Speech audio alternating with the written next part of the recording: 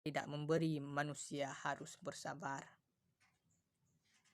Kekayaan tidak otomatis menjadi kemuliaan, kecuali jika kekayaan yang diperoleh dengan cara-cara yang halal dan dimanfaatkan untuk menyejahterakan kaum du'afa dengan membayarkan zakat, mengeluarkan infak dan sedekah yang disalurkan guna pemberdayaan fakir miskin dan anak-anak yatim. Sebaliknya, kemiskinan bukanlah kehinaan, kecuali apabila dengan kemiskinan itu seseorang kehilangan harga dirinya untuk berusaha dengan gigih dan ulet. Manusia yang bermartabat sehingga menjadi pengemis, bahkan kemiskinan itu menjadi alasan dan pembenaran untuk menghalalkan segala cara dalam mencari rezeki, misalnya dengan mengurangi takaran dan timbangan dalam berdagang. Tidak sedikit orang miskin yang merasa dirinya tidak perlu beribadah, mendekatkan diri kepada Allah dengan dalih bahwa ibadah itu merupakan ungkapan syukur orang-orang kaya kepada Allah atas kekayaannya. Inilah kemiskinan yang dinyatakan oleh Rasulullah, kadal faqru ayyakuna kufra. Kefakiran itu mendekati kekufuran. Kemiskinan bisa jadi kemuliaan apabila yang pertama, kemiskinan itu tidak menggoyangkan keyakinan agamanya.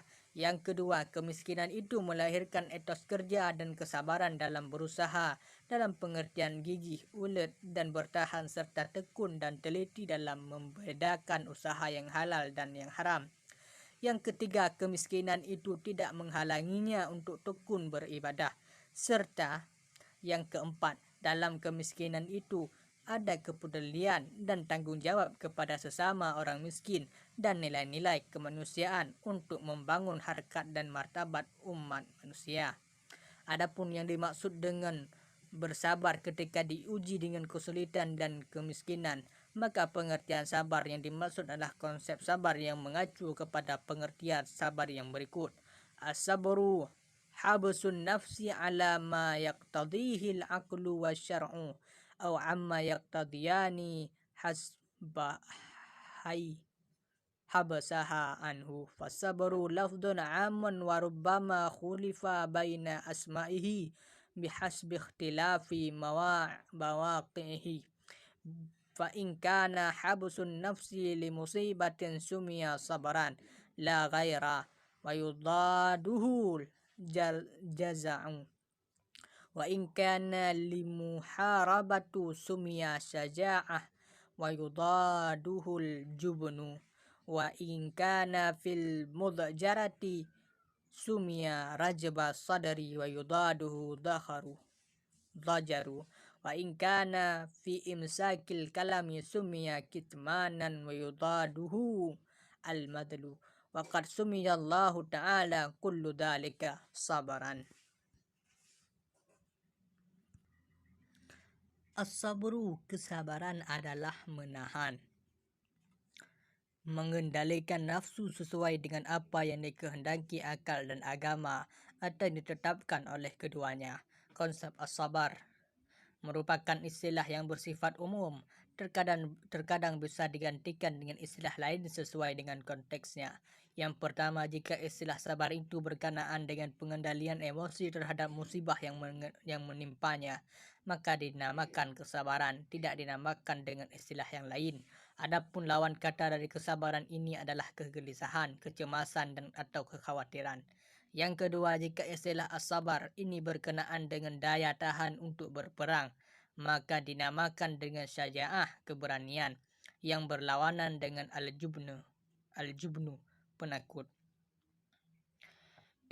Yang ketiga, apabila istilah sabar itu berkenaan dengan sesuatu yang membosankan, maka dinamakan dengan rauhus sadar, lapang dada, yang berlawanan dengan istilah ad-dajjar, bosan dan perasaan tidak senang. Yang keempat, apabila istilah as-sabar itu berkenaan dengan menahan pembicaraan, maka dinamakan dengan kitman, terdiam, yang berlawanan dengan istilah mazl, tidak berhenti bicara. Allah menyebut semua pengertian di atas dengan sabar, kesabaran. Dengan demikian, kesabaran itu merupakan kualitas mental yang positif, meliputi daya tahan, keuletan, pengendalian emosi, dan pembicaraan serta lapang dada. Kualitas mental ini merupakan human capital untuk bisa mengubah tantangan menjadi peluang, sehingga kemiskinan itu bukan hambatan untuk meraih keberhasilan. Kemiskinan itu bukanlah kehinaan seperti dugaan kaum materialisme, akan tetapi kehormatan dan kemuliaan apabila melahirkan kesabaran sebagaimana disebutkan di atas. Sebaliknya, jabatan, kekayaan, dan kehidupan yang serba berkecukupan itu bukanlah kemuliaan apabila melahirkan egoisme, individualisme, keangkuhan, serta ketidakpedulian terhadap nasib dan kelangsungan hidup kaum duafa. Dari paparan surah Al-Fajr dari ayat 5-20 di atas dapat ditarik satu kesimpulan bahawa materialisme dalam arti gaya hidup kebendaan seperti disebutkan oleh Nurkhalis Majid bukanlah monopoli orang zaman modern. Al-Quran menegaskan hal ini untuk menyampaikan pesan moral terhadap kemungkinan merosotnya harkat dan martabat kemanusiaan sepanjang zaman yang disebabkan oleh gaya hidup kebendaan tersebut dengan sikap angkuh dan tidak peduli kepada kelompok manusia miskin dalam masyarakat. Gaya hidup manusia modern seperti dilukiskan Al-Quran tersebut serba berpusat pada diri sendiri dan mengabaikan masyarakat sekeliling. Ketika kita menyebutkan ciri masyarakat modern adalah egoisme dan individualisme, maka sebetulnya kita merasakan kekhawatiran yang sangat mendalam terhadap pola hidup kebendaan yang berlebihan. Tidak jarang manusia modern merasa telah menjadi segalanya hanya karena telah mengonsumsi kekayaan yang melimpah. Konsumerisme menjadi kebanggaan, kemudian menjadi tumpuan harga diri yang tidak pada tempatnya. Penilaian mereka terhadap kesuksesan diri mereka sendiri dan penilaian orang terhadap kesuksesan mereka sering bertumpu kepada tampilan-tampilan lahiriah yang mahal dan mewah. Yang kedua, menyadarkan manusia kepada fitrahnya bahawa manusia secara universal bergantung dan sangat membutuhkan Allah.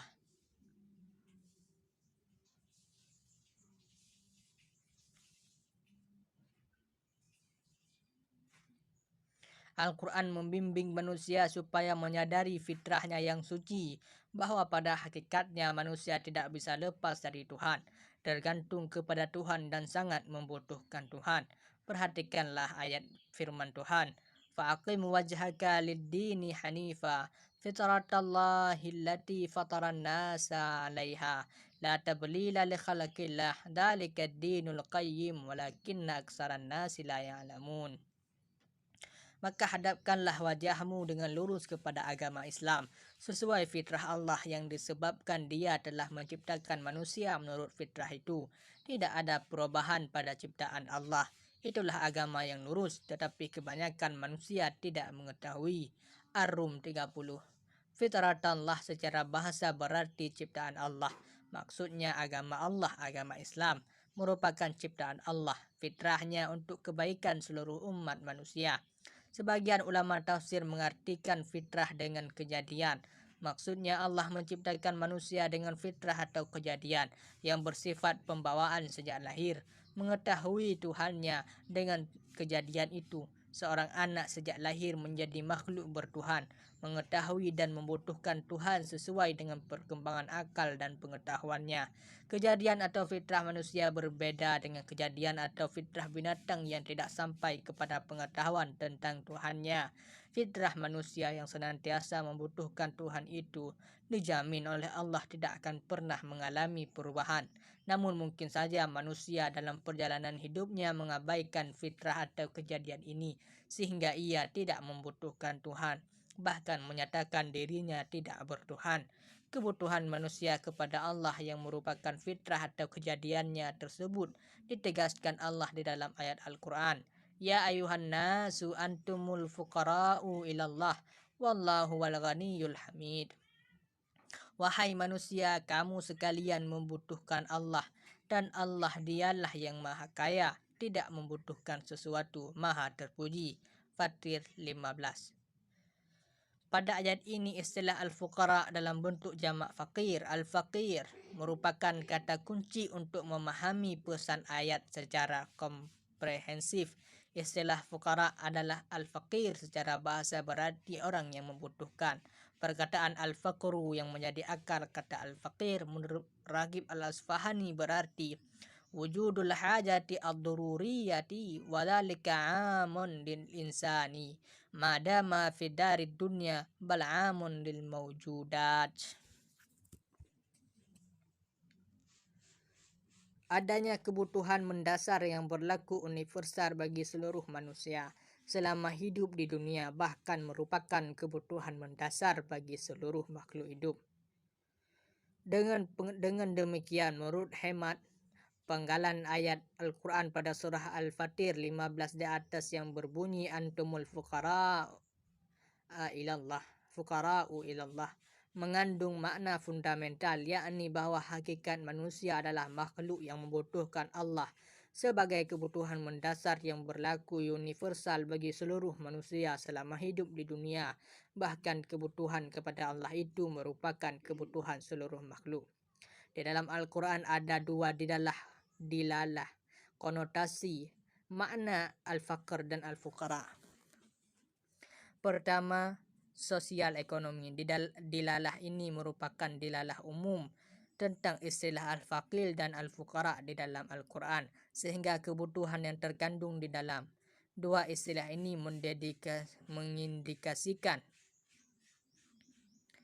makna sosial ekonomi. Maksudnya bahwa istilah fakir dan fukara mengacu kepada seseorang atau beberapa orang yang sudah bekerja dan mendapatkan penghasilan, tetapi penghasilannya tidak mencukupi kebutuhan pokoknya sehingga masih membutuhkan bantuan. Oleh sebab itu, menurut Ibnu Manzur, seorang fakir lebih baik keadaannya dibanding dengan seorang miskin.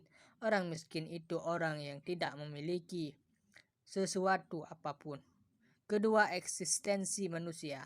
Dilalah ini disebut pada surah Al-Fatir ayat 15 ini, tetapi kandungan maknanya bersifat universal dan bersifat primordial. Maksudnya bahwa manusia secara universal membutuhkan Allah dan tergantung kepadanya, baik yang fakir maupun yang kaya. Kebutuhan kepada Allah ini bersifat primordial karena merupakan akar dan asal kejadian manusia, sehingga menyangkut eksistensi manusia. Salah satu wujud kebutuhan manusia kepada Allah ini dalam istilah Ar-Raghib Al-Asfahani disebut dengan faqrun nafs, yakni kebutuhan jiwa manusia yang memiliki mengakses dan mendapatkan siraman rohani guna pengayaan batin. Sementara itu, Muhammad Ali As-Sabuni ketika menafsirkan penggalan ayat, Ya ayuhan nasu antumul fuqara'u ilallah, wahai manusia, kamu sekalian membutuhkan Allah, menyatakan bahwa Alkitab pesan ayat ini ditujukan kepada seluruh umat manusia guna mengingatkan mereka tentang nikmat Allah kepada manusia, bahwa seluruh manusia membutuhkan Allah untuk kelangsungan hidup mereka dalam segala keadaan, baik ketika bergerak maupun ketika diam. Dalam pada itu, Abu Hayyan berkata, ayat ini merupakan ayat nasihat dan peringatan bahwa sesungguhnya umat manusia secara universal membutuhkan kebaikan ihsan Allah dan nikmat-nikmatnya dalam keadaan mereka. Tidak ada seorang manusia pun yang tidak membutuhkan kebaikan ihsan Allah kepadanya, walaupun hanya sekejap mata. Sedangkan Allah secara mutlak maha kaya, tidak membutuhkan manusia dan seluruh makhluk. Sejalan dengan pandangan dua ulama tafsir di atas, di dalam Al-Quran dan tafsirnya dari Departemen Agama disebutkan bahwa ayat ini menerangkan bahwa manusia sangat berkepentingan kepada penciptanya, yaitu Allah, karena semua manusia membutuhkan pertolongannya dalam seluruh aspek kehidupan seperti kekuatan, rezeki, menolak bahaya, mendapat kenikmatan, ilmu dan sebagainya, baik urusan dunia maupun akhirat. Semua itu tidak akan terjadi kecuali dengan rahmat dan taufik Allah.